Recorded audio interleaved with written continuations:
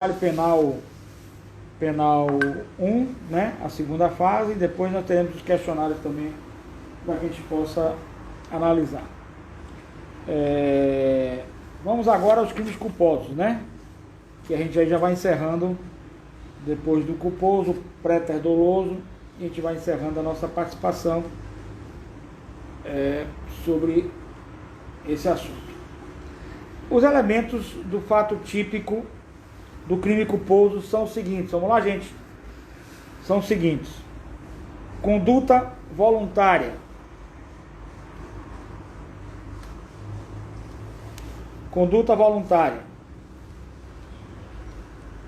tipicidade,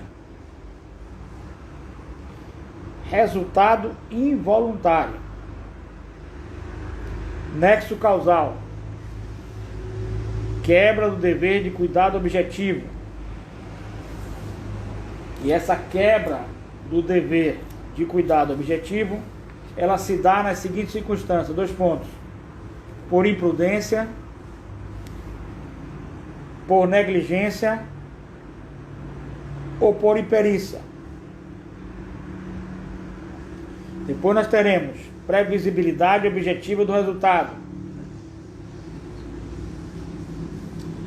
relação de imputação objetiva, certo? Então por aqui nós temos, note que os principais elementos que compõem também estão presentes no fato típico do crime doloso. É o caso da conduta, da tipicidade, do resultado, do nexo causalidade e da relação de imputação objetiva. Vamos estudar agora aqui o dever de cuidado objetivo e previsibilidade do resultado. O dever de cuidado objetivo consiste na imposição a todos previstas de atuar com cautela no dia a dia, de modo a não lesar bens alheios. Esse dever se apura objetivamente, ou seja, segundo um padrão mediano, baseado naquilo que se esperaria de uma pessoa de mediana prudência e discernimento. Daí falar-se em dever de cuidado objetivo. A violação desse dever se externara por meio dos seguintes elementos: 2 pontos. Imprudência, negligência ou imperícia. Vamos aproveitar para dar exemplos desses termos, principalmente com referência a acidente automobilístico, questões automobilísticas. Quando você deixa de colocar freios ou óleo de freio no seu carro, e você está vendo que o óleo está baixando, mas você não está nem aí, e ao tocar no freio, o freio falha, e você mata alguém, alguma coisa, você não teve a intenção direta de matar essa pessoa, certo? Você nem pensava em matar essa pessoa. Então você não assumiu o risco de produzir o resultado morte, como foi o dolo eventual. Mas você, ao deixar de colocar freio no seu carro,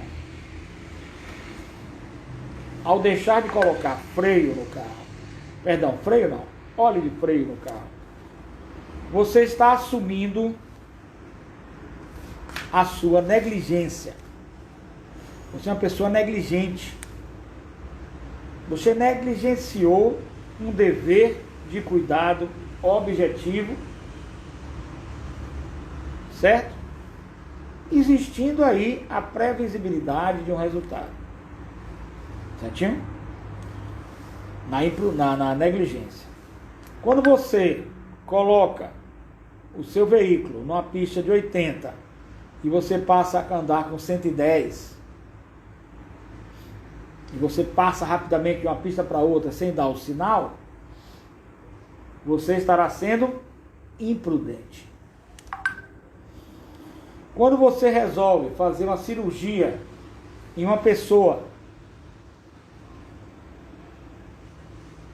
a pessoa se engasgou e você resolve fazer uma cirurgia, você não tem habilidade técnica, você não tem a perícia, você estará sendo imperito.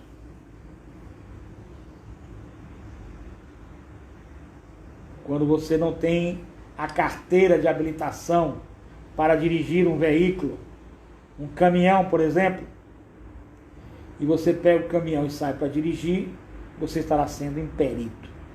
Então, a imprudência, a negligência ou imperícia são os elementos basilares do crime culposo. O crime culposo, ele se baseia nesses três elementos. Aí nós teremos o crime culposo. Prosseguindo, essas modalidades de culpa são, portanto, as maneiras de quebra do multicitado elemento do fato típico nos crimes culposos. A determinação concreta da violação do dever e, portanto, a constatação da imprudência, da negligência e da imperícia exige uma formulação hipotética em que se comporta a conduta do agente com aquela que esperaria de uma pessoa de mediana prudência e discernimento, na situação em que o indivíduo se achava. Assim, por exemplo, se alguém conduz um automóvel em via pública em excesso de velocidade e, em face disso, colide com outro veículo, ferindo o motorista, sua conduta deverá ser confrontada com a de um homem mediano na mesma situação em que ele se encontrava. Essa comparação revelará que o sujeito atuou com imprudência, quebrando o dever de cuidado objetivo, pois de uma pessoa medianamente cautelosa espera-se que, ao volante, obedeça às regras do trânsito, algo que o condutor responsável pelo acidente não fez. Certinho? A compreensão do dever de cuidado objetivo completa-se com a noção de previsibilidade objetiva.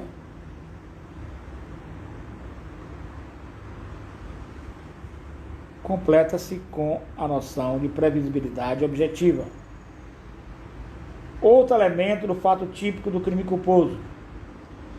Para saber qual a postura diligente, aquele que se esperava de um homem médio, é preciso verificar antes se o resultado dentro daquelas condições era objetivamente previsível, segundo o que normalmente acontece. Então vamos repetir. A compreensão do dever de cuidado objetivo completa-se com a noção de previsibilidade objetiva. Outro elemento do fato típico do crime culposo. Para saber qual postura diligente, aquela que se espera de um homem médio, é preciso verificar antes se o resultado, dentro daquelas condições, era objetivamente previsível, segundo o que normalmente acontece. A imprevisibilidade objetiva do resultado torna o fato atípico. O resultado não será imputado ao agente a título de culpa, não será considerado obra do imponderável, caso fortuito ou força maior. Mas será considerado obra do imponderável, caso fortuito ou força maior.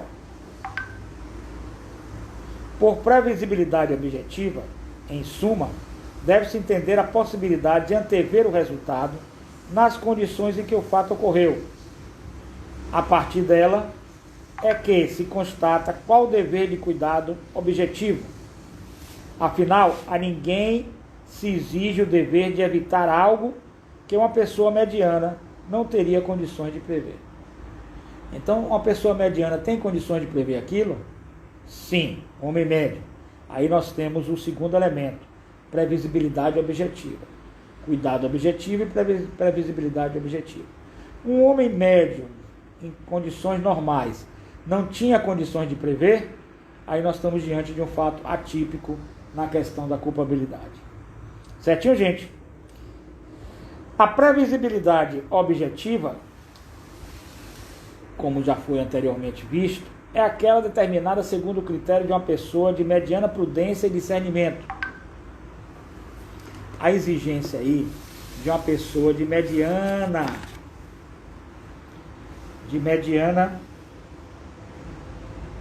prudência e discernimento. Sua ausência, repita-se, torna-se o fato atípico. Exemplo, o motorista conduz seu veículo acima do limite de velocidade permitido, imprudência, por uma estrada estreita. Ao fazer uma curva, colide com um ciclista embriagado que se encontrava na contramão de direção. Suponha-se que, em função da própria estrada, não era possível de modo algum enxergar depois da curva, de tal forma que o condutor do automóvel não podia imaginar que havia uma pessoa naquele local, principalmente na contramão. Além disso, mesmo que trafegasse em velocidade compatível com a vida, não poderia evitar o acidente. Apesar de sua imprudência, o resultado era objetivamente imprevisível. Não é possível imaginar que depois de cada curva haverá um ciclista embriagado na contramão da direção, motivo pelo qual o fato será considerado atípico. Certo? Ressalte, por fim, que se houver previsibilidade objetiva, mas faltar a previsibilidade subjetiva, segundo as aptidões pessoais do sujeito, o fato será típico, mas não haveria culpabilidade. Em síntese, o processo de adequação típica do crime culposo envolve as seguintes etapas. Vamos às etapas, gente? Envolve as seguintes etapas. Primeira, anota aí. Análise: qual o dever de cuidado objetivo em que o fato ocorreu. 2. Verifica se o resultado produzido era objetivamente previsível. 3. Constatada a quebra do dever de cuidado que a todos se impõe e a possibilidade de antever o resultado, a previsibilidade do mesmo. Segundo, o que se espera de uma pessoa de mediana prudência e discernimento, o fato será considerado típico. A tipicidade é um indício da ilicitude do comportamento, que só não será antijurídico se praticado sob o amparo de alguma excludente de ilicitude. Por fim, finalmente, analisa-se a previsibilidade subjetiva do resultado, ou seja, se o agente, conforme suas aptidões pessoais, podia antever o resultado produzido. Se presente, o sujeito responderá pelo crime. Se ausente, ficará excluído da culpabilidade. Vamos rever aqui a questão da previsibilidade objetiva. Mas existe a previsibilidade subjetiva, segundo as aptidões pessoais do sujeito. O fato será típico, mas não haverá culpabilidade. O princípio do incremento do risco.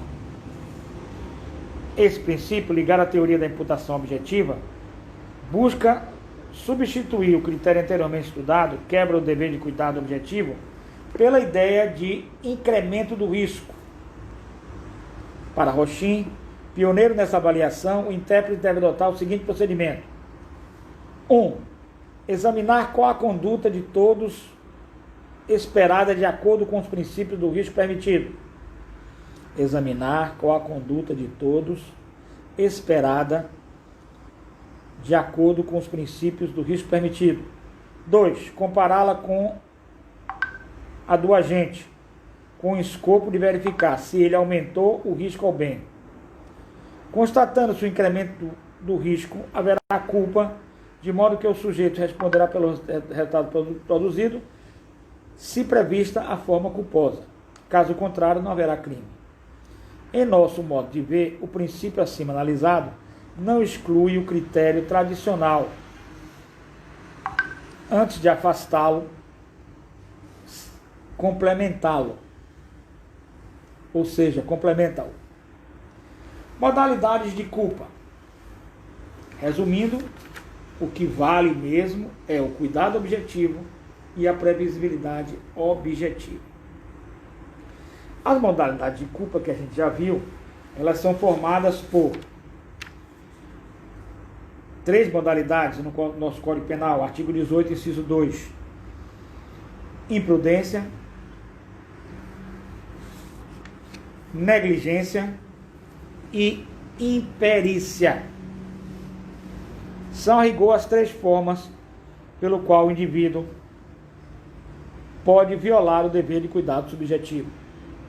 A imprudência significa a culpa manifestada de forma ativa, que se dá com a quebra de regras de conduta ensinadas pela experiência. Consiste no agir sem precaução, precipitado, imponderado. Exemplo, uma pessoa que não sabe lidar com arma de fogo, a manuseia e provoca o disparo, matando outra. Alguém dirige um veículo automotor em alta velocidade e ultrapassa o farol vermelho, atropelando outra. Eu até discordo do professor Vitor Gonçalves no exemplo da arma. A arma pode ser imprudência, mas pode ser também imperícia. Certo? Negligência. Ocorre quando o sujeito se porta sem a devida cautela. É a culpa que se manifesta na forma omissiva. Note-se que a omissão de cautela ocorre antes do resultado, que é sempre posterior. Exemplo, mãe não guarda o veneno perigoso, deixando à mesa, e com isso possibilitando que seu filho pequeno posteriormente o venha a ingerir e morrer. Imperícia é a falta de aptidão para exercício de arte ou profissão. Deriva da prática de certa atividade omissiva ou comissiva, por alguém incapacitado para tanto, por falta de conhecimento ou inexperiência. Exemplo, engenheiro que projeta casa sem alicerces suficientes e provoca a morte de morador. Não se pode confundir a imperícia com o conceito jurídico de erro profissional. Sinônimo de erro. De diagnosticar de forma desculpável ou excusável. Certo? Assim, fica isento de responsabilidade. Por exemplo, o médico, ao analisar o paciente, aplicou a técnica que os livros de medicina recomendavam. No entanto, seu diagnóstico foi errado, pois a pessoa contraíra outra doença diversa da que ele imaginava. O sujeito em face dos medicamentos receitados pelo profissional tem seu processo de deterioração do organismo acelerado e acaba morrendo. Nesse caso, o médico não responde pelo resultado, nem a título de culpa. A falha não foi sua, pois agiu de acordo com os conhecimentos de sua ciência, mas da própria medicina. Tanto que qualquer profissional mediamente preparado teria cometido o mesmo erro. Então nós temos que não se pode confundir a imperícia com o erro médico profissional. Ou seja, sinônimo de erro de diagnóstico excusável. Leia-se que, isento de responsabilidade, o médico, ao analisar o paciente, aplicou a técnica que os livros de medicina recomendavam. No entanto, seu diagnóstico foi errado, deu errado. Então, não se pode aqui culpar o médico nessas circunstâncias. Por exemplo, nós temos aqui um exemplo clássico agora. E aí preste atenção. O Conselho Federal de Medicina autorizou, a nível de pandemia, a nível de pandemia, que o médico, desde quando o paciente esteja monitorado, verificação do eletrocardiograma, dos batimentos cardíacos, saturação, pulsação, ele passe a tomar hidroxicloroquina. Conselho Federal de Medicina. Mas somente nessa fase de pandemia.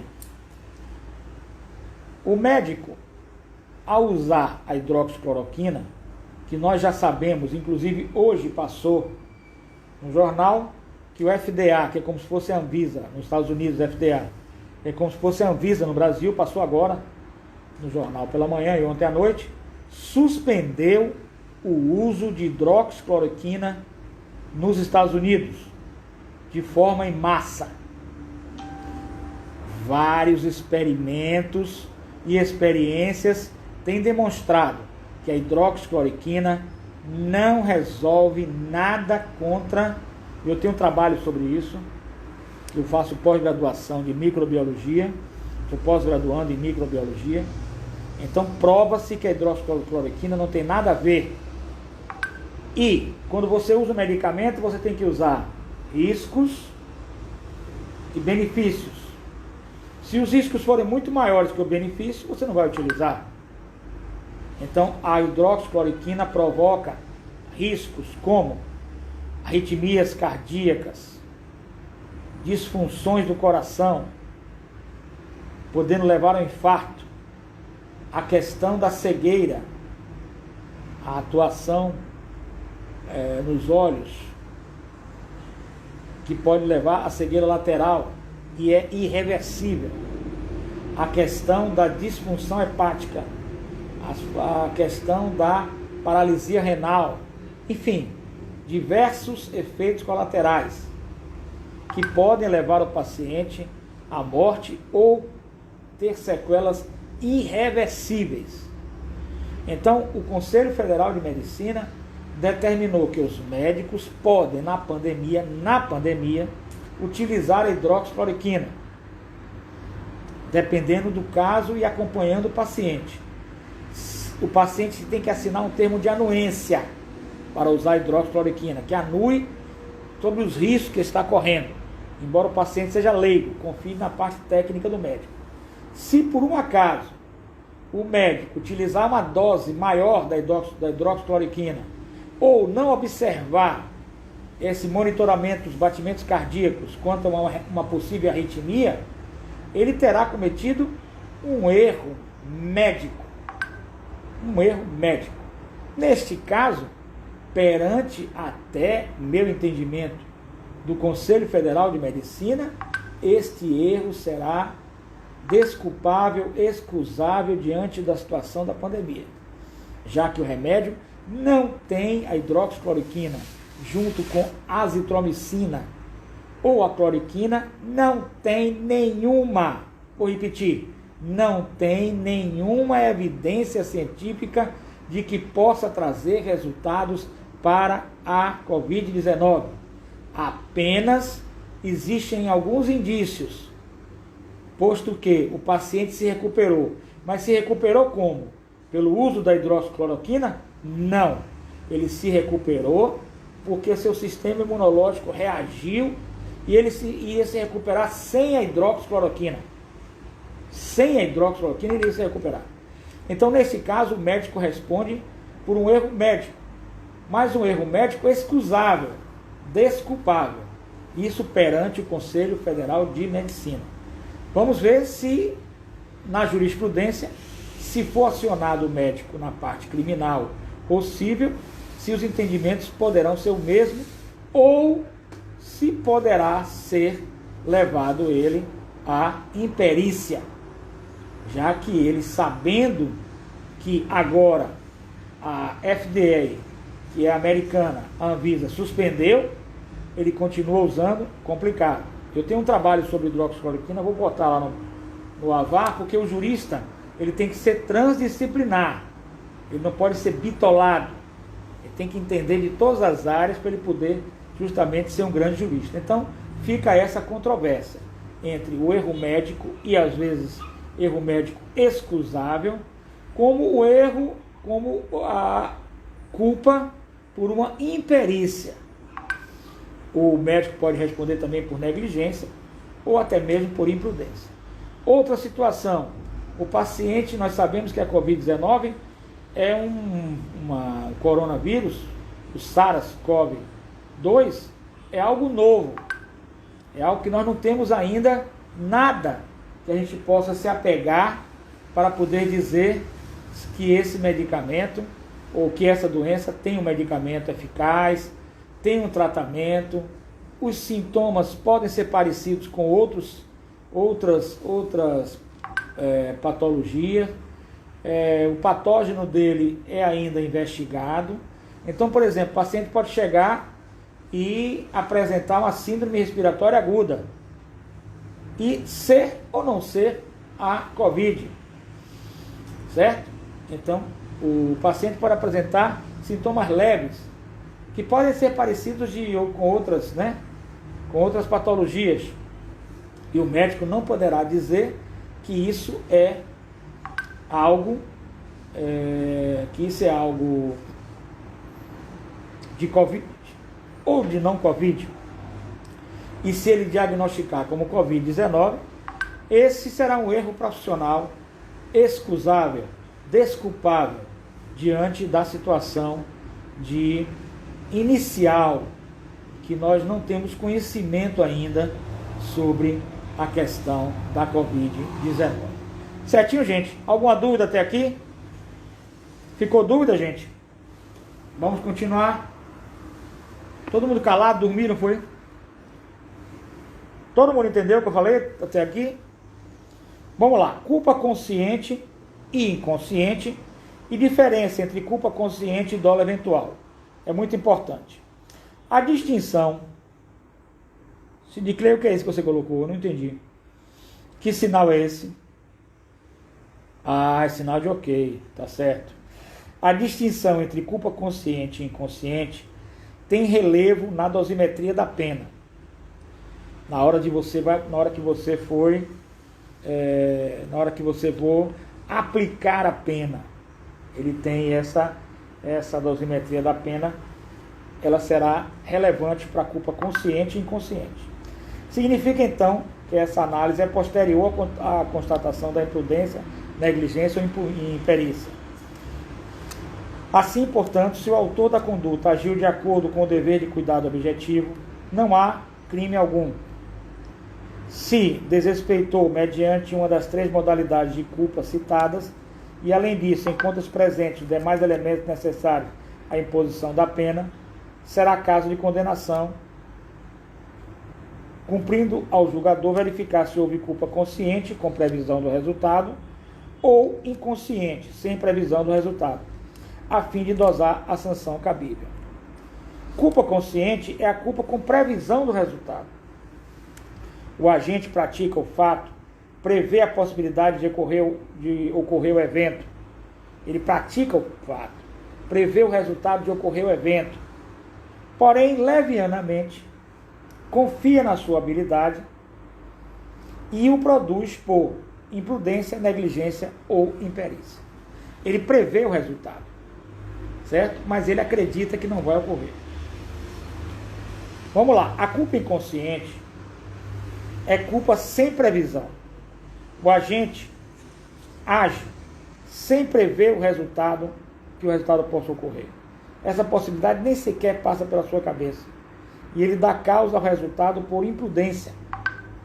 O resultado, porém, será objetiva e subjetivamente previsível.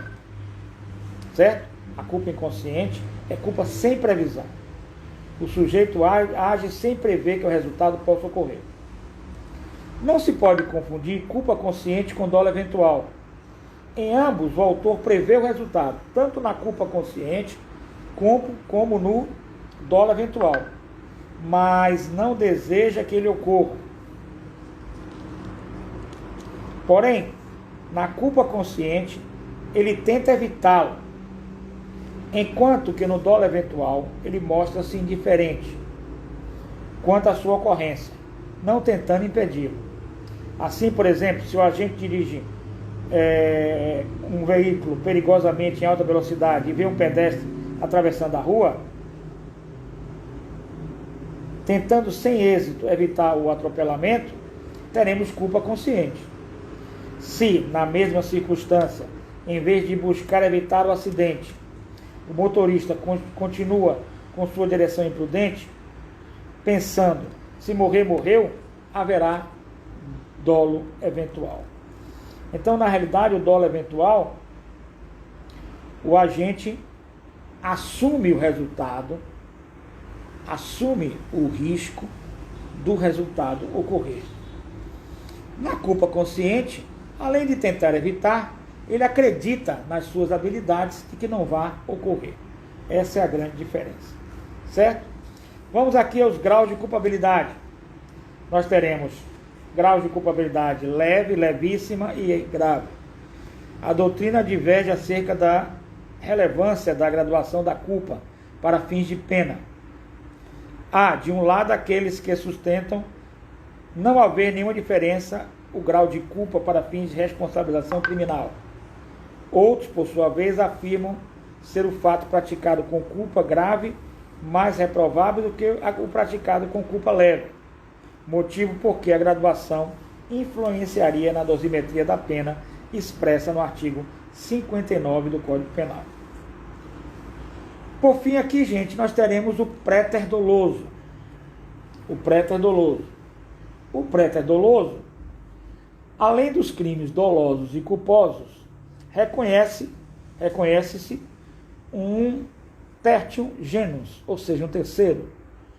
O préter doloso, préter intencional, em que o resultado vai além da intenção do agente.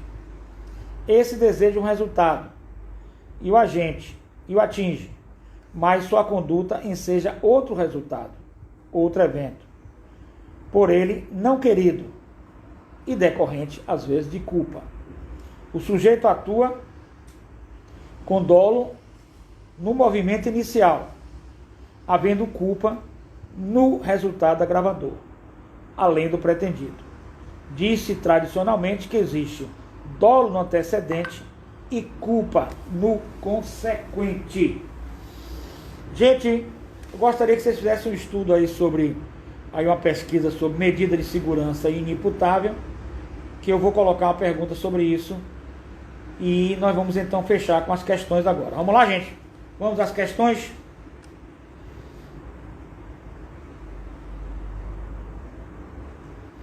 Primeira questão da aula de hoje. Explique na teoria bipartida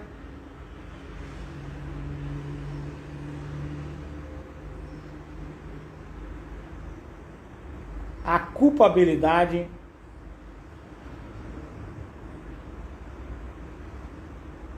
tanto dolosa como culposa. Explique na teoria bipartida a culpabilidade tanto dolosa quanto culposa. Segunda questão. Explique o dolo direto. Terceira questão. Fale sobre o dolo direto de segundo grau. Estão anotando, gente? Estão anotando? Terceiro. Fale sobre o dolo direto de segundo grau. Quarto. Diferencie dolo direto de primeiro grau e segundo grau. Quinta questão.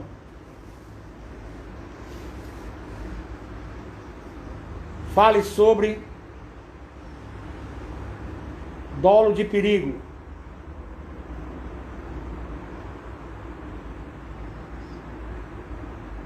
Sexta questão. Pesquisem dolo genérico e específico.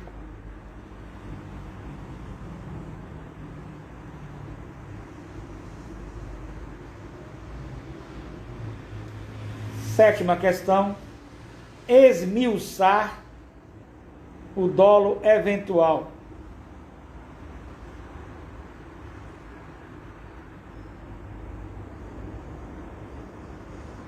Repita a sétima aí, professor, por favor.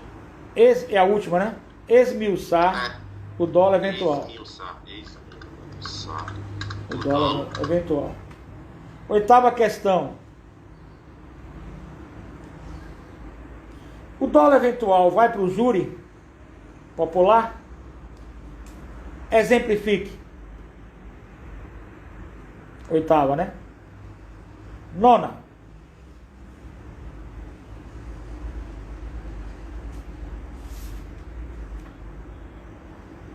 Explique culpa consciente.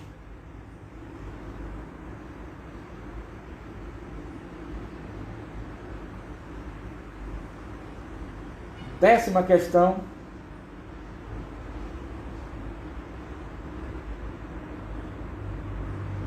Fale sobre culpa inconsciente.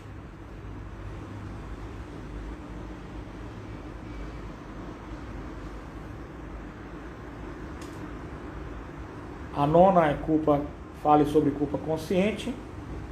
A décima, fale sobre culpa inconsciente. 11ª, diferencie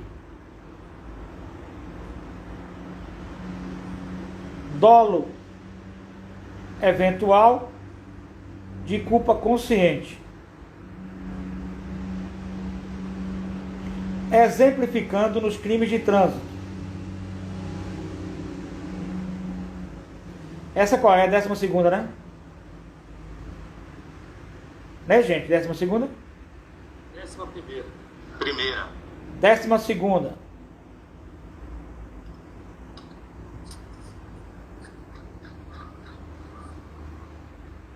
Faça uma análise dos graus de culpa e sua punibilidade.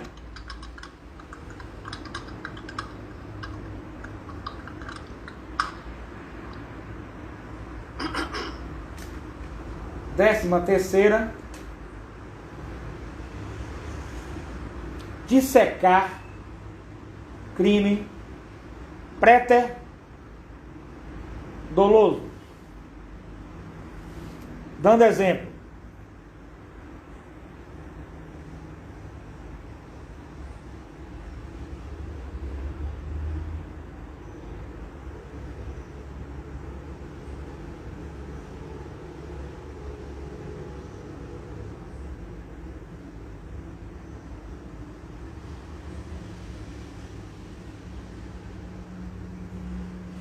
Décima que? Quarta?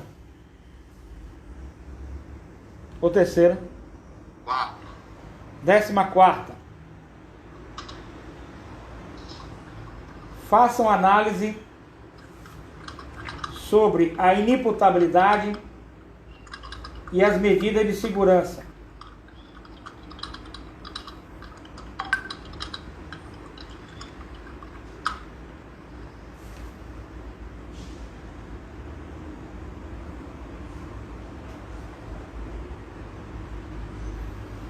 Décima quinta,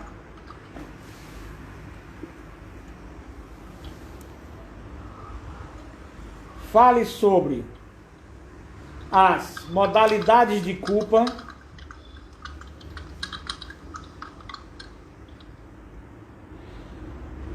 relacionando-as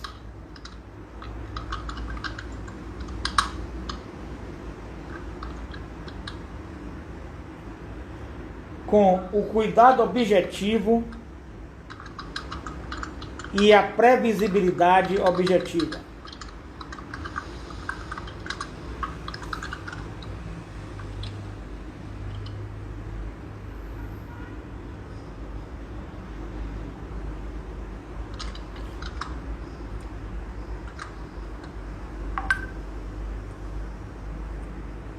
Poderia repetir para mim a segunda, que minha internet caiu? Ô, gente, alguém ajuda aí na segunda? Explique o dolo direto. A segunda, O dolo direto. explique o dolo direto. A nível de informação, só estou vendo as letras aqui. Polícia Federal cumpre 21 mandados de busca e apreensão. O negócio está pegando, né? Mas chegamos ao nosso final. Eu gostaria que vocês sabessem se vocês têm alguma dúvida, que a gente possa esmiuçar aqui agora, possa debater aqui agora. Se vocês pesquisarem, tiverem alguma dúvida, podem lançar para mim, que nessa fase que vocês estão em prova, além de deixar a aula no Avar o mais rápido possível, porque eu salvo aqui, lanço no YouTube, lanço na rádio, para depois lançar no Avar, para ficar guardado. Eu acredito que amanhã, no mais tardar, quinta-feira, está lá. Todas as aulas estão lá, tudo direitinho. Se tiver alguma dúvida, pode falar comigo no Zap, porque vocês estão em véspera de prova, eu respondo. Ou pelo menos dou a dica de onde vocês vão buscar, certinho? Tem alguma dúvida que eu possa ajudar vocês até agora, aqui nesse momento? Professor, Diga, minha querida. eu queria saber a quarta, porque eu não consegui pegar. Gente, alguém ajuda aí com a quarta aí? A quarta é diferencie dolo direto de primeiro grau e segundo grau. Gente, se vocês puderem, vamos colocar aqui um cronograma para que a gente possa, para a semana será a prova com 10 questões objetivas. E será que vocês poderiam entregar esses trabalhos até sábado, para que eu possa corrigir logo, para vocês ficarem na AV3 já tranquilo? Sábado seria, qual é a data?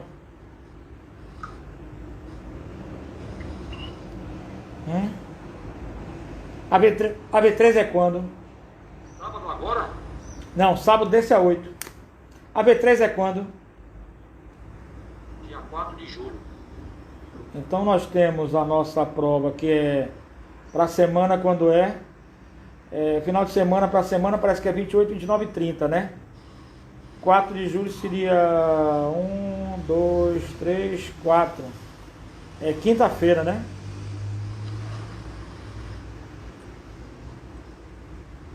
É quinta-feira, né? Não é isso?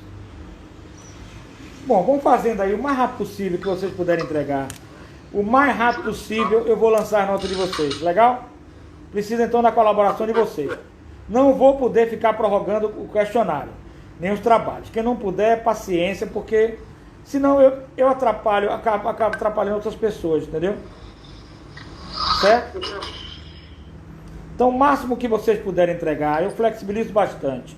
Então vamos fazendo logo, dá um piquezinho, porque fazer o questionário ajuda a fazer a prova. Se você fizer todos os questionários, assistiu a aula, viu os vídeos, não tem como não fazer boa prova. Faço. Se puder entregar todo mundo na terça-feira os questionários, eu já estou livre para corrigir.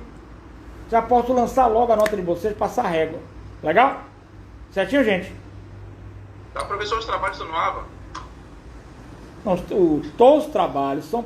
Os trabalhos não, as aulas estão todas no AVA, certo? Não, e os trabalhos? Os trabalhos São todos passados em sala de aula. São os questionários, não sei se eu passei alguma pesquisa, alguma coisa, eu passei? Não, pesquisa não, só foram os questionários, são dois questionários. Então só foram os questionários. Termina os questionários para a gente entrar em campo aí, legal? Gente, muito obrigado pela atenção. Professor, Diga. esses questionários é para enviar pelo e-mail? Meu e-mail, é. Ou se eu quero... Meu e-mail, manda pro meu e-mail, legal? Viu? Conto com vocês o mais rápido possível. Bom dia, Jesus Cristo abençoe vocês, bons estudos, espero que possam fazer uma boa prova, até mais. Eu continuarei aqui até o último dia do semestre, qualquer dúvida, nas férias a gente pode também fazer lives, estamos aqui na luta, legal? Grande abraço para vocês, Jesus Cristo abençoe, fiquem em paz e até a próxima, se Deus quiser. Um abração.